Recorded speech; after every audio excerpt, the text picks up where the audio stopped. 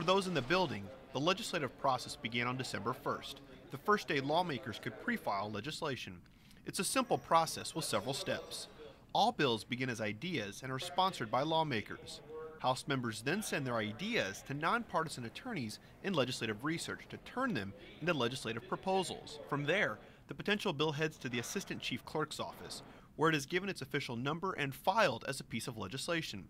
The bill then travels to House publications to be formatted for print and edited for use on the House website. And finally, the bill heads to the House print shop to be printed and distributed. A simple yet long process every filed bill goes through. Last year, lawmakers pre-filed more than 190 pieces of legislation.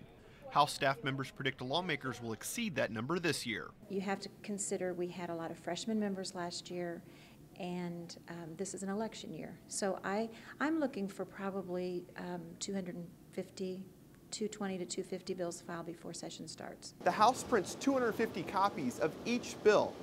While this might sound like a lot of paper, it's only a fraction of the number of copies that they used to print. We used to be required by statute to print 1,200 copies per bill.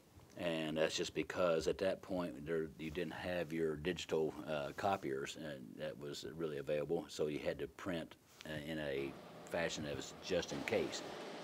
Now that we're digital copying, we can do print as needed. From a lawmaker's viewpoint, pre-filing legislation allows their ideas to gain exposure before the start of the legislative session. I think probably it demonstrates a sense of urgency. It demonstrates a sense of importance that you feel the bill needs that attention. Over in the Senate, a similar process is followed. If the number of pre-filed bills is any indication, the 2010 legislative session is shaping up to be a busy year.